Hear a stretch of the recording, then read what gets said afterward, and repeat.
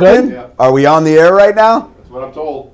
All right, well, then we're on the air. Hey, Tell see, me, it hi, wasn't- Brandy. Whatever's going on, we're just having fun with it. Sorry, everybody. Do you have an editor? Can you edit this thing? We're live. I have no idea what's going on. And neither one of us, They say, fix it in neither post. one of us cussed for 30 seconds, which is amazing. We didn't say anything fireable. No, that's true.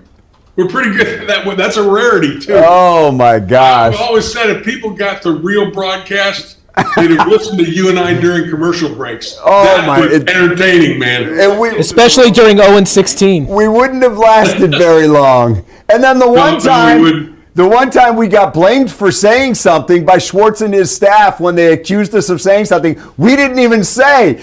No, we didn't. It was crazy. They said, yeah, and what are they? And that It was about the other Dante thing that made me- Culpepper. Yeah, but you know what made me mad? Is that they're sitting down on the sideline, right? Yeah. And they're in the middle of a football game, and they're listening to what somebody outside the coach's box, in the press box, is saying, we said? Brandy? When I heard that, I went, this staff has got the wrong priorities here. Brandy, I might have told you something. Yeah, well, I don't remember. Was that Morningway or Schwartz? I don't even remember. Whatever it was. I think it was Schwartz. It wasn't great, but it was. That was a moment. Hey, let me ask you, Michigan, Ohio State. So you get there. First of all, I had to get some dates, so I looked up your Wikipedia page, and it says, but it says born 1949 or 1950. Are you being cute with your age again? Yeah, that's somebody can get on there and change it. I was born in 1950. I played in the 69, 70, and 71 Ohio State games. University of Michigan. That's all you need to know. Was 69? Is that the most memorable? Well, clearly, historically, it is because many people feel it's the greatest upset in college football. Ohio State came in having not lost for 2 years. They were national champions in '68. Woody Hayes even said that was my best team. And in 1969, it was better. And they came in and nobody's been close to them. They came to our stadium on November, and we beat them 24-12. Yeah. And many people said it started an era which isn't over yet in the Michigan-Ohio State rivalry. So that's a great jumping off point for just a moment because you lived it. The Michigan-Ohio State rivalry before Bo showed up at Michigan and the Michigan-Ohio State rivalry after 1969. How different was it? Well, it was very different because in '68, down in Columbus, Woody beat us 50-14. Ron Johnson was a great player for us. And he scored his 50th point, went for 2 points after that touchdown. Yeah. And every one of the players, the juniors on that team, I was just a freshman, but the juniors on that team went to Ron Johnson, who was in tears in the locker room, and said, "Don't worry, we'll get him back." And the next year they did. And that ignited this cataclysmic kind of explosion between Michigan and Ohio State. And before that, Bump did okay. In '64, Michigan won and went to the Rose Bowl and da-da-da. But when we beat them, when they were like at the top at Mount Everest and knocked them off, then it became a national story. And for the next 10 years, it was a national story. The 10-year war between Bo and Woody. I think additionally, those two coaches were larger-than-life characters, so they caught the imagination of the country. And every weekend, there was that inevitable, we're coming down to Michigan, Ohio State. Not only did it determine the Rose Bowl, but it determined the rankings. I think lots of times in the national rankings. Yeah, and it also was at a time, Brandy, when we had like 3 channels. So you might have gotten 3 or 4 college football games total in a weekend. So everybody was locked into what was happening with these teams. Exactly. And Michigan, Ohio State, there were 3 sellouts that I played in front of at Michigan. Michigan Stadium has 100,000 every week now. But back when I played, Dan, I played in front of 100,000 3 times. 2 Ohio State games and 1 Michigan State game. And that was it. And that game, just everybody wanted to be there. It was an event. And Canham made it a great event with the tailgating and all that other stuff. And then in middle 76, 77, they started selling 100,000, and they haven't stopped since. It's amazing. What has allowed Michigan, in your mind, to get back in this rivalry? Because they were not in it for a while, for the better part of the 2000s, until this 4-game streak that they're on. What's allowed them to get back in this thing? Jim Harbaugh. I mean, I think Harbaugh, when he came in, he set his sights on Ohio State. And Ohio State wasn't just beating Michigan up. They were beating everybody they played up. Yeah. And I think there were 2 games. One, I think a lot of people thought Michigan should have won the game where the Ohio State quarterback was ruled first down on 4th down in overtime.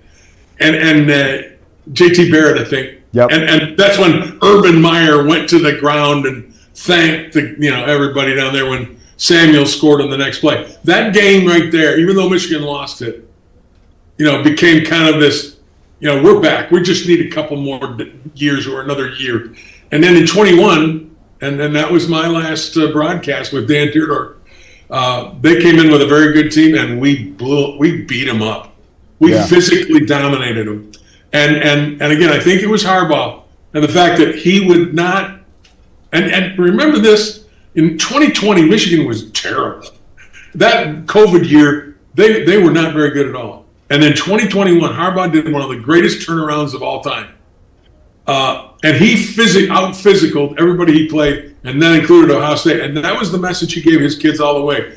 And from that moment, that 2021 game, I think Michigan then believed. And plus, they were extremely talented. Jim did a great job bringing kids in. Now, last year, don't ask me how it happened, because Michigan had no right to win that game. But that's this rivalry. Yeah, that might have been a case where Ohio State got in their own way last year. It seemed it seemed like Ryan Day just got a little bit lost in the rivalry and trying to maybe a little too much bravado and did not do what they normally did to blow teams out. And Michigan, I think, was like, yeah, we'll play like that. You want to play like that? You played right into our trap. Exactly. And Ohio State played right into the Michigan strength, which was their interior defensive line. They tried to run the ball. Yeah. They got the greatest receiver on the planet, and they didn't throw it to him hardly but once or twice. I'd have been throwing it to him 10, 12 times, 15 times a game. Yeah. How do you see Bryce Underwood adapting in this game? That's a really good Ohio State defense run by our old friend Matt Patricia. Yeah, Bryce is going to have to play his best. They can't turn it over. I think, too, they're going to have to move him. I think he's better on a rollout. I mean, I think the pocket passing, I don't know what Lindsey's going to do as offensive coordinator, but our offensive line does a better job run blocking than pass protecting. Yeah. Plus, Ohio State's front is extremely good. So I think you got to move him, get him on the edge, and let him throw from that perspective. If you put him in the drop back all day long, I don't think it's going to go great. And then we got to run the ball. Michigan's got to run the ball. And we assume Jordan Marshall's going to play? We believe that? Well, he was dressed and ready last week. I hope he does. I think Gosdahl was great, but Jordan Marshall needs to be in there. And the other guy that really hurts not having him, and that's Max Bredesen. He got hurt last week. Yeah, no doubt about That's going to hurt. Other side of the ball, Brandy, when Ohio State has it, we assume their receivers are going to play. Those guys are top of the line. So how does that match up against what Michigan wants to do defensively? Well, Wink Martindale's a guy that's run a lot of man-to-man. I don't know whether he can against these guys. With Tate and Smith. And how about that Innes? He's their third guy. Yeah. Last week he blew up. I mean, he looked like Jeremiah Smith last week. Well, those guys just wait for their turn there, you know. They do. It's like become receiver university. Look around the NFL. And Jigba, Olave, all these guys are in the NFL, and yet here comes three more. Yeah. If I'm Wink Martindale, I guess I play some man. I try to get physical with him at the line of scrimmage, but I think I need safeties over the top, which means that front five and that linebacking core is going to really have to do a good job against the run. Look, it's not like Ohio State's coming up here from Florida or anything like that. They play in weather too. But if it is what it's supposed to be, in the 30s, little blustery, not a nice day, maybe they're a little bit more of a finesse team. You think that weather might have an impact in this game? It could, but I mean, it's always been a game of the line of scrimmage. I mean, if you don't have it up front in that game, usually you don't do well. And so I think, yeah, the weather could have an effect, but if I'm them, Dan, you know football well enough to know, if I've got those guys on the perimeter, Tate and Smith, I got a tight end that's outstanding. I don't care what the weather is. I got to get those guys the football. And if I'm Michigan defensively, I think that's how I prepare. They've got to get those great players the ball. That's what you do to win. Give your great players opportunities to succeed. Hey, Brandy, in these days of the desire to immediate gratification with head coaches and winning, how important is this game to Sharon Moore? You know, I don't think it's important. I really don't. I think Sharon's got a solid base. He's been recruiting really well. He's done a great job in the portal. I mean, look at Justice Haynes. Now, he came from the portal, great running back from Alabama. No doubt.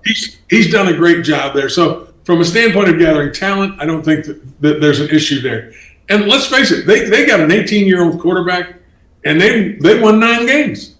It's not a bad year. I mean, losing to USC on the road when the defense just kind of collapsed was strange. And Oklahoma early in the year when we didn't know what Mateer was going to be like. I give this team a lot of credit. And it hasn't looked good sometimes. Yeah. You know what? Given what they came into the year with, very, very young, I kind of think that they've overachieved a bit. Hey, Brandon, let me ask you real quick. You come from a Spartan family. A lot of people don't know that. I do. When you look at things up there, do you hold out any hope that Jonathan Smith is the answer? No. And nothing against Michigan State and Jonathan Smith. But I thought they played Iowa beautifully. I mean, that showed me a lot about the character of those kids. But the reality of life is they got to get the whole administration squared away. Yeah. When you've got all this stuff hanging over your head and playing ineligible players and all this stuff that's still hanging on from the Tucker era, you got to get that out of there, and you've got to move forward with, I think, a brand new slate. And Jonathan Smith is probably not his fault, but he's got to deal with all that stuff, which is kind of sad. So I think they're going to have to kind of start over, and that's never easy, especially in the Big Ten, especially these days with NIL. No doubt. Brandy, I love you, brother. It's always good to catch up, man.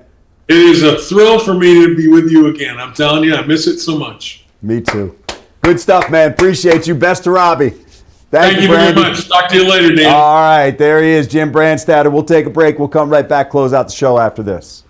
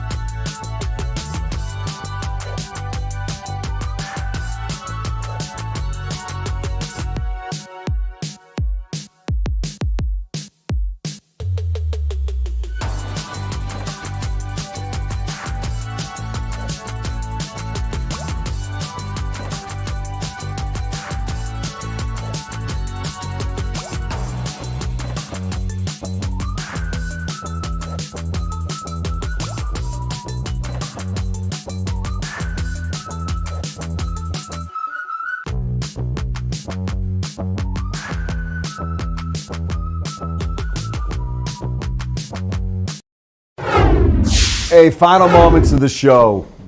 Greg didn't get to take part in the Jim Brandstatter interview. So, Greg, how are you? Hey, Greg. Come on. I had so much to say about Michigan, about the Lions, about everything, and now we're just, we're out of time.